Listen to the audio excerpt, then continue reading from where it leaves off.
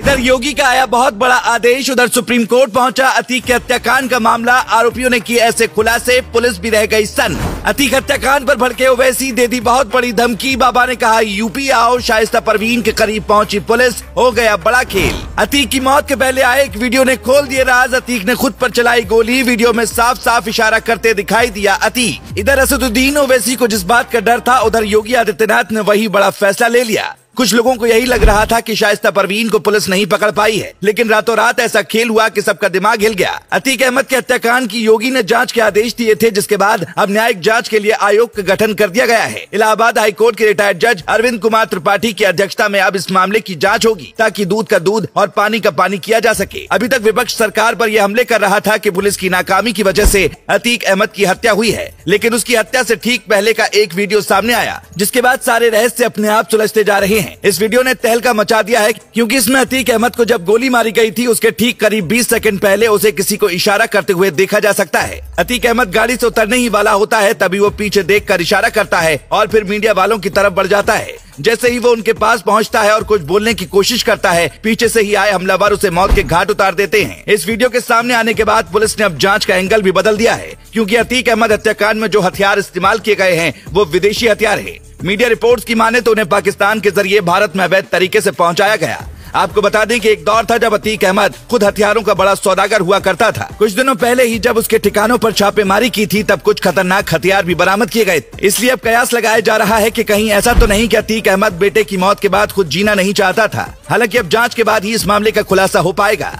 लेकिन इसी बीच खबर आ रही है कि उत्तर प्रदेश पुलिस शाइस्ता परवीन के बेहद करीब पहुंच गई है। यानी आसान भाषा में कहें तो पुलिस को शाइस्ता परवीन की लोकेशन मिल गई है। शाइस्ता परवीन उमेश पाल हत्याकांड के बाद से ही फरार चल रही थी और पुलिस उसे अब तक नहीं पकड़ पाई। वो ना तो अपने बेटे के जनाजे में शामिल हुई और ना ही अपने शौहर के जनाजे में, जिसके बाद लोग कयास लगा रहे थे कि शाइस्ता परवीन कुछ बड़ी प्लानिंग कर रही है। लेकिन अब खबरों की माने तो पुलिस उस तक करीब करीब पहुंच गई है। यानी 24 घंटे में ही कुछ बड़ा खेल आपको देखने को मिल सकता है।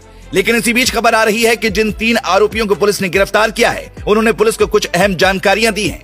बताया जा रहा है कि यह हत्या किसी रंजिश के तहत नहीं की गई। अब सामने आए वीडियो के आधार पर भी तीनों से पूछताछ कर पुलिस सच उगलवाने की कोशिश कर रही है, क्योंकि इससे पहले तीनों आरोपियों ने कहा था कि वो अतीक अहमद को इसलिए मारना चाहते थे क्योंकि वो उससे बड़ा डॉन बनना चाहते हैं। अब तक मिली जानकारी के मुताबिक जिन तीनों आरोपियों ने अतीक अहमद को गोली मारी, किसी भी तरह से उनके और अतीक के बीच में दुश्मनी नहीं। अब इस मामले की जांच की जा रही है, लेकिन खबर है कि अतीक अहमद हत्याकांड के बाद से न सिर्फ योगी आदित्यनाथ नाराज हैं, बल्कि दिल्ली प्रशासन भी इस हत्याकांड से खफा है। इसलिए इस मामले में कोई भी कोताही न बरतने के योगी आदित्यनाथ ने अधिकारियों को सख्त आदेश दिए हैं। कोई भी अगर अफवाह फैलाने की कोशिश करे या फिर बवाल करने की कोशिश करे तो उसे सख्ती से निपटने की बात कही गई है। लेकिन इसी बीच अब Atiq Ahmed case supreme court पहुंच चुका है। सुप्रीम कोर्ट के वकील विशाल तिवारी ने इस मामले में याचिका दाखिल कर पूरे मामले की पूर्व जज की निगरानी में जांच की मांग की है। इतना ही नहीं, याचिका में 2017 से लेकर अब तक यूपी में हुए 183 एनकाउंटर की भी जांच कराने की मांग की गई है। हालांकि अब देखने वाली बात होगी कि 24 घंटे में क्या कुछ बड़ा फैसला लिया जाता है। Bureau report. अतीक अहमद और अशरफ अहमद की हत्या करने वालों ने कल ही सरेंडर कर दिया था, लेकिन देखिए अब उनसे जब पूछताछ की जा रही है और जो बात सामने निकल कर आ रही है, जो रिपोर्ट दर्ज की गई है और जो उनका स्टेटमेंट दर्ज किया गया, उनसे जब पूछा जाता है कि तुमने हत्या क्यों की है, क्या रीज़न था, क्या वजह थी, तो उन्होंने कहा कि हमें बड़ा माफिया बनना है, हमने इसलिए इनको निपटा दिया, हमें एक अपना नाम पैदा करना है, हमें अपनी एक शोहरत पैदा करनी है, दुनिया के अंदर हमें अपना खौफ पैदा करना है। मतलब उनका ये कहना है कि हमें बस माफिया बनना है और ताकि लोग हमसे डरें और हमें पहचाने के। बहरहाल अब ये स्टेटमेंट उन्होंने अपनी तरफ से नोट करा दिया है, लेकिन जो हमलावर हैं, जो 3 ये लड़के पकड़े गए हैं, इनका नाम लवलेश तिवारी है, एक का सनी है और एक का नाम जो है वो अरुण मौर्य है। तीनों अलग अलग जगहों के रहने वाले, एक जगह के नहीं है। अब जो बात सामने आई है वो ये है कि इन लोगों ने काफ़ी दिन से पीछा कर रहे थे, 48 घंटे से वो प्रयागराज में किसी होटल में रह रहे थे। मैं यहाँ एक बात कहना चाहता हूँ, देखिए इतनी बड़ी वारदात को अंजाम दिया पुलिस की मौजूदगी में, बहुत बड़ा संगीन जुर्म किया है और बड़ी वारदात है ये। तो अब आप यहां से अंदाजा लगा सकते हैं कि ये लोग जिस पिस्टल का इस्तेमाल किए थे वो इंडिया की है भी नहीं, वो बनती भी नहीं है और वो इंडिया के अंदर बैन है, उस पर प्रतिबंध लगा हुआ है और वो पिस्टल तुर्की के अंदर तैयार होती है, जिसकी कीमत लगभग ये बताई जा रही है कि 5 लाख के करीब उसकी कीमत है और उसके अंदर 15 गोलियां एक बार में इंसान लोड कर सकता है और फायर कर सकता है। तो इतनी कीमती पिस्टल अब इनके घरों पे जब पुलिस जाती है और इनके घरों का जायजा लेती है तो ये तमाम जो लड़के हैं सब झोपड़पट्टी के रहने वाले हैं, जिनके घरों पर लिंटर नहीं है, टूटा हुआ मकान है, कोई उनके माँ बाप ऐसे मकान में रह रहे हैं जो बिल्कुल उजड़ा हुआ एक चमन की तरह है, मतलब झोपड़पट्टी में वो जिंदगी गुजारते हैं। तो अब इतनी कीमती पिस्टल इनके पास आना और इतना प्लान करना और वहाँ होटल में गेस्ट हाउस में रुकना, उसके बाद कैमरों का खरीदना, उसके बाद आईडी फर्जी बनाना, फिर वो पत्रकार बन के वहाँ जाना, ये तमाम चीज़ें ये लड़के तो नहीं कर पाएंगे। ये तो समझ से बाहर है बात। हालांकि अभी जांच चल रही है और ये जांच का विषय है, जांच चलेगी और जांच में ही तमाम बातें क्लियर भी होंगी कि आखिर इसमें किसका हाथ रहा, कौन था ऐसा कि जिसने इतनी हिम्मत दिखाई, इतनी ताकत दिखाई। और फिर इन लड़कों की बात सुनिए, ये कह रहे हैं कि हम माफिया बनने के लिए हमने ये किया है कि हम माफिया बन जाएं। वहीं पर जितने सत्ताधारी लोग हैं, भाजपाई लोग हैं, उनका कहना अब तक तो यही था कि अब इंसान माफिया बनते हुए भी कांपेगा, अब इंसान जुर्म की दुनिया में नहीं जाएगा। तमाम चीज़ें सबके सामने क्लियर हैं कि किस तरह से कैमरों पे आके लोग चिल्लाते हैं कि अब तो कोई बनने का सोच नहीं सकता, क्राइम के बारे में उसके दिलो दिमाग में बात आ नहीं सकती, ये बाबा का बिल्डोजर है। लेकिन यहाँ सवाल ये भी हो रहा है क्या अब उनके घरों को भी तोड़ा जाएगा, क्या उनका इनकाउंटर भी होगा? तो यहाँ पर जो है देखिए, सज़ा इस तरह नहीं देनी चाहिए। हम तो पहले भी इसका विरोध करते रहे हैं कि क्योंकि सज़ा के तरीके से दी जाए, जो सज़ा का प्रावधान किया है संविधान ने, कानून ने, उसी के तहत के केस चले, उसके बाद जो भी उसको सजा मुतय्यन हो वो उसको सजा मिलनी चाहिए। क्योंकि जो इस तरह से मार देना, इनकाउंटर कर देना या घरों को तोड़ देना, ये एक अलग मामला बन जाता है। यहाँ एक इंसाफ का पहलू बिल्कुल अलग नजर आता है कि ये इंसाफ नहीं हो पाता है, क्योंकि जहाँ कानून है, संविधान है, वहाँ कानून के आधार पर ही उनको सजा मिलनी चाहिए। अब इन लड़कों ने जो स्टेटमेंट दिया है ये वाकई हैरान करने वाला है और तस्लीम करने वाला तो ये है नहीं, क्योंकि पुलिस भी इसको तस्लीम नहीं करेगी और दो सुन रहा है, कोई भी इसको तस्लीम नहीं कर रहा है कि वो माफिया बनने के लिए इतना बड़ा गेम करेंगे या इतना बड़ा वो वारदात को अंजाम दे देंगे। पुलिस की मौजूदगी में, पुलिस की कस्टडी में जो लोग थे, पुलिस की सुरक्षा में जो लोग थे, उनको इस तरह से मार दिया जाएगा, वो बहुत ज़्यादा हैरान करने वाली बात है। और जो लोग पिस्टल चला रहे थे, आप देख सकते हैं कि किस अंदाज में उन्होंने ताबड़तोड़ जो है फायर कर दिए। सोचने समझने का भी किसी को मौका जो है वो फराहम नहीं हुआ। अब यहाँ बहुत सी बातें निकल के आ रही हैं। अब सरकार क्या एक्शन लेती है, सरकार इनके लिए क्या सज़ा का प्रावधान करती है। अभी तो ये भी चल रहा है कि शाइस्ता सरेंडर करेंगी। अब अतीक अहमद और अशरफ अहमद की लाश को कौन लेकर जाएगा, ये भी चल रहा है कि उनकी तरफ से केस कौन दर्ज कराएगा, कौन मुकदमा की पैरवी करेगा। वो तमाम चीज़ें अभी चर्चा का विषय बनी हुई हैं। कोई कहता है कि डॉन का अंत हो गया, माफिया का अंत हो गया, मतलब बहुत सी बातें हैं कि उस पर इतने केस थे। ये सारी चीज़ें अभी चर्चा में है और चलती रहेंगी। लेकिन जुर्म जो है वो जुर्म होता है, वो कोई भी करे, कहीं का भी हो, किसी तरह का भी हो, तो उसको सज़ा जो है वो मिलनी चाहिए, ताकि किसी और के हौसले बुलंद ना हो। इस तरह की वारदातों को अगर अंजाम दिया जाने लगा तो फिर आम लोग जो है वो डर का जो माहौल है वो पैदा हो जाएगा। क्योंकि पुलिस की कस्टडी में जब इंसान सुरक्षित ना होगा तो फिर वो कहाँ सुरक्षित होगा। इसलिए ऐसे लोगों पे सख्त कार्रवाई हो, ताकि कोई आगे चल के अपने दिल और दिमाग के अंदर इस बात का ख्याल भी ना लाए, अरे मैं कभी सोचे भी ना, जुर्म की दुनिया में वो कभी भी ना जाए और वो समझ ले कि कानून है, यहाँ प्रशासन है, शासन है, यहाँ सिस्टम है। अगर कोई गलत करता है तो उसके साथ भी गलत ही होगा और उसको सज़ा जो है वो कड़ी से कड़ी दी जाएगी। तो अभी अतीक अहमद और अशरफ अहमद के वो बयानात भी आज मैं देख रहा था न्यूज़ चैनलों पर, वो चलाए जा रहे हैं कि 1 हफ्ता पहले या 2 हफ्ता पहले जो कह रहे थे कि हमको मार दिया जाएगा,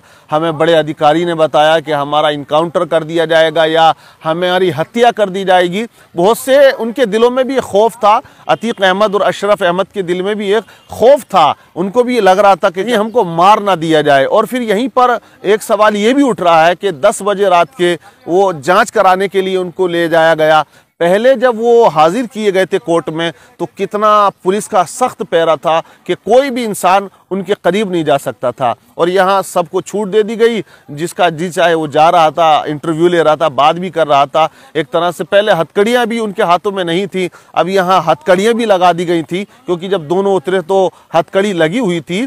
और ये मीडिया ने दिखाया इस बात को कि आज पहली बार उनको हथकड़ी लगी है। तो ये तमाम जो है वो चर्चा का विषय बना हुआ है, तमाम सवाल उठ रहे हैं। अब योगी जी जो सीएम साहब हैं वो क्या एक्शन लेते हैं, क्या करते हैं, किस तरह की कार्रवाई करते हैं, इस बात पर भी सबकी नज़रें टिकी हुई हैं, सबकी नज़रें लगी हुई हैं। लेकिन यहाँ कुछ लोग जो है वो धर्म के आधार पर बात करते हैं, तो वो बिल्कुल इंसानियत से गिरे हुए लोग होते हैं जो हर मामले में धर्म को जोड़ देते हैं और वो बात को और केस को हल्का करने की सोचते हैं। ये बिल्कुल गलत बात है, क्योंकि इन लड़कों ने भी जो नारों का इस्तेमाल किया, जो नारे वो लगा रहे थे, जय श्री राम के नारे वो लगा रहे थे वहाँ पर, तो उसको देखकर भी कुछ लोग कह रहे हैं कि अब माफियाओं का अंत हो गया। देखिए, अंत अगर कानूनी आधार से किया जाए तो वो अच्छा है, लेकिन यहाँ तो माफियाओं का अंत नहीं, अगर एक माफिया का अंत हो रहा है तो तीन तीन माफिया फिर जन्म ले रहे हैं। तो अगर यही सिस्टम चलता रहा तो फिर माफियाओं का अंत करना नामुमकिन हो जाएगा, बहुत मुश्किल हो जाएगा। तो इसलिए जो ये हत्याएं हुई हैं, जो ये वारदात हुई है, बहुत डेंजर है, ख़तरनाक है। तो ज़रूरत इस बात की है कि वारदात को धर्म के आधार पर ना देखा जाए। अभी और जांच चल रही है, देखते हैं क्या क्या इंकिशाफ होता है, क्या मामला था, क्या गहराई थी और कौन इस वारदात के पीछे मास्टरमाइंड था, किसका दिमाग था, आखिर वो कौन लोग थे। तो लड़का मार दिया गया, कोई इनकाउंटर नहीं था, सब फर्जी इनकाउंटर था। और अतीक ने स्वयं सुप्रीम कोर्ट में रिट की थी कि पुलिस की अभिरक्षा में मेरी हत्या की जा सकती है, मुझे सुरक्षा दी जाए। की थी कि नहीं की थी? जी बिल्कुल। और हो गई हत्या। ये जानबूझकर की गई हत्या है। लोकतंत्र के इतिहास में किसी देश में इस तरह से कभी मर्डर नहीं हुआ पुलिस की अभिरक्षा में। 5 बार का एमएलए, 1 बार का एमपी और भाई भी 2 बार का एमएलए, उनको पुलिस की अभिरक्षा में मार दिया जाए, ये क्या है? ये सुनियोजित हत्या है। और कोई भी निष्पक्ष एजेंसी जब जांच करेगी तो इसमें जो 7 पुलिस वाले थे वे भी 120 के मुलजिम होंगे, उससे ऊपर वाले भी 120 के मुलजिम होंगे। ये बहुत गंभीर मामला है। लोकतंत्र में ऐसा कोई कल्पना नहीं की जा सकती। आप सत्ता में पहुंचने के लिए किसी एक धर्म के लोग को चुन चुन कर मारना शुरू करोगे, के साथ दूसरे धर्म के लोग प्रसन्न हो जाएंगे। जो भी ईमानदारी से सोचने वाला व्यक्ति है वो सब इसको गलत समझेंगे, गलत मानेंगे, उसका परिणाम इनको भुगतना पड़ेगा। अच्छा, तो ये जिस तरह से कल हुआ, कुछ मीडिया कर्मी जब बाइट ले रहे थे क्योंकि मेडिकल के लिए लिए जा रहे थे, ये बताइए 10 बजे किसी मेडिकल के लिए लिया जाता? आपने देखा आपने कभी? तो हत्या की योजना थी। किसी पुलिस वाले ने गोली चलाने वाले पे, अतीक को मारने वाले पे गोली चलाई?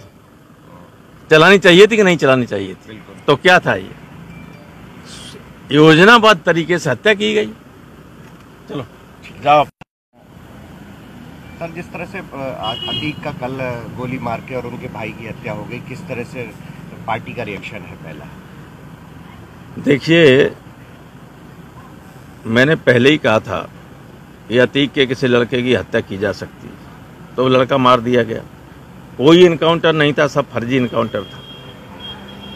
और अतीक ने स्वयं सुप्रीम कोर्ट में रिट की थी कि पुलिस की अभिरक्षा में मेरी हत्या की जा सकती है, मुझे सुरक्षा दी जाए। की थी कि नहीं की थी? जी बिल्कुल। और हो गई हत्या। ये जानबूझकर की गई हत्या है। लोकतंत्र के इतिहास में किसी देश में इस तरह से कभी मर्डर नहीं हुआ पुलिस की अभिरक्षा में। 5 बार का एमएलए, 1 बार का एमपी और भाई भी 2 बार का एमएलए, उनको पुलिस की अभिरक्षा में मार दिया जाए, ये क्या है? ये सुनियोजित हत्या है। और कोई भी निष्पक्ष एजेंसी जब जांच करेगी तो इसमें जो 7 पुलिस वाले थे वे भी 120 के मुलजिम होंगे, उससे ऊपर वाले भी 120 के मुलजिम होंगे। ये बहुत गंभीर मामला है। लोकतंत्र में ऐसा कोई कल्पना नहीं की जा सकती। आप सत्ता में पहुंचने के लिए किसी एक धर्म के लोग को चुन चुन कर मारना शुरू करोगे, के साथ दूसरे धर्म के लोग प्रसन्न हो जाएंगे। जो भी ईमान ये जो कल हत्या हुई है इसकी पूरी जिम्मेदारी उत्तर प्रदेश के मुख्यमंत्री पर आयद होती है। उत्तर प्रदेश के मुख्यमंत्री में अगर कॉन्स्टिट्यूशनल मोरालिटी जिंदा है तो उनको अपने पद को छोड़ना पड़ेगा। और जो लोग टीवी के स्टूडियोज में बैठकर जश्न मना रहे थे एनकाउंटर का, शर्म से डूब मरो तुम लोग वल्चर्स हो। अब खाओ उन लाशों को जो पड़ी हुई वहां पर। आप जश्न मना रहे थे ना एनकाउंटर का, अब देखिए क्या हो रहा है। ये क्यों आप भूल रहे हैं कि आज बीजेपी सत्ता में, कल कोई और होगा तो यही नंगा नाच चलेगा, यही इंसानियत के ऊपर ये बर्बादी होगी। जब क्या करेंगे आप लोग? जश्न मना रहे थे, मनाइए जश्न आज आप। हम यही कह रहे थे कि जश्न मनाओ जब जमहूरियत कामयाब होगी, जश्न मनाओ जब कोर्ट सजा देगा, जश्न मनाओ जब संविधान और मजबूत होगा, लोकतंत्र मजबूत होगा। मगर आप लोग जश्न मना रहे हैं कि हो गया एनकाउंटर। अब देखिए, पहले जब तक लाइव विजुअल्स नहीं आए थे, कई टीवी चैनल चला दिया, एनकाउंटर हो गया उन लोगों का। उसके बाद जैसे ही मीडिया के सामने पिक्चर्स आए कि मीडिया की मौजूदगी में एनकाउंटर हुआ, वो लोग, वो पूरे जो चील कौवे हैं, खामोश बैठ गए। उनको समझ में नहीं आया कि अब कैसा उसका दिफा करें, कैसा उसको जस्टिफाई करें। इसीलिए हम कह रहे हैं कि आप समझिए इस बात को, एनकाउंटर सलूशन नहीं है, बल्कि मैं आपके जरिए से देश को याद दिलाना चाहता हूं कि यही इस तरह के सिलसिला शुरू हुआ था जब विश्वनाथ प्रताप सिंह के भाई की हत्या हुई थी 89 में। 1989 से सिलसिला चल रहा है जब ये टास्क फोर्स बनाई गई थी। हर किसी को आप मार देंगे गोली, तो फिर कोर्ट किस लिए भाई, अदालत किस लिए? अरे जो लोग जश्न मना रहे हैं, जो लोग एनकाउंटर पर भरोसा करते हैं, अरे भाई तुम सोचते क्यों नहीं हो कि गांधी के कातिल को कोर्ट मिला, इंदिरा गांधी के कातिल को कोर्ट मिला, राजीव गांधी के कातिलों को कोर्ट मिला, बेन सिंह के कातिलों को कोर्ट मिला, और आप एनकाउंटर कर रहे हैं। ये जो कल हत्या हुई है इसकी पूरी जिम्मेदारी उत्तर प्रदेश के मुख्यमंत्री पर आयद होती है। उत्तर प्रदेश के मुख्यमंत्री में अगर कॉन्स्टिट्यूशनल मोरालिटी जिंदा है तो उनको अपने पद को छोड़ना पड़ेगा। और देश के प्रधानमंत्री से हम यह कहना चाह रहे हैं कि ये सबका साथ, सबका विकास, सबका विश्वास की जो आप बातें करते हैं, मुझे तो याद आ रहा है एक अंग्रेजी का एक है कि प्रधानमंत्री पॉन्टियस पायलट की तरह एक्ट कर रहे हैं। He is acting like a Pontius Pilate. मेरी गाड़ी पर हमला हुआ, मैं जो कल देखा हूं नजारे को, पूरा मुझसे ऐसे हुआ था, पूरा उसी तरह के नारे लगा रहे थे वो लोग, उसी तरह से गोली चला रहे थे। यह अलग बात है कि मेरा टाइम नहीं था उस दिन, मगर हम समझ नहीं रहे हैं। हम खुशी मना रहे हैं कि मरने वाला मुसलमान है तो कोई बात नहीं, मरने वाला कोई और है, पॉलिटिकल अपोनेंट है, कोई बात नहीं। अरे भाई, आप मारकर संविधान को, रूल ऑफ लॉ को कमजोर कर रहे हैं। आप हमेशा सत्ता में नहीं रहने वाले हैं, तारीख गवाह है। जब आप सत्ता में नहीं रहेंगे कोई और रहेगा और उसी तरह की शैतानियत कोई करेगा, तो तब आप क्या करेंगे? रोएंगे, पुकारेंगे। तो हम यह डिमांड करते हैं कि ये पूरी जिम्मेदारी उत्तर प्रदेश के मुख्यमंत्री पर आती है, क्योंकि उन्होंने उत्तर प्रदेश की विधानसभा में खड़े होकर कहा था कि मिट्टी में मिला देंगे। देखो, आपने ये कहा ना, ये कोई जबान है एक देश के सबसे बड़े प्रदेश के मुख्यमंत्री की? जो बीजेपी के लोग उनको नरेंद्र मोदी के बाद या उनसे पहले प्रधानमंत्री बनाना चाहते हैं, शायद 2024 में बना देंगे या 29 में, नहीं मालूम, या प्रोजेक्ट कर देंगे। ये जबान है, एक मुख्यमंत्री की जबान होती है क्या? बताइए आप। नहीं, एक मिनट सुनिए, मुझे मुकम्मल करने दीजिए। हम डिमांड ये करते हैं कि उत्तर प्रदेश के मुख्यमंत्री इस्तीफा दें।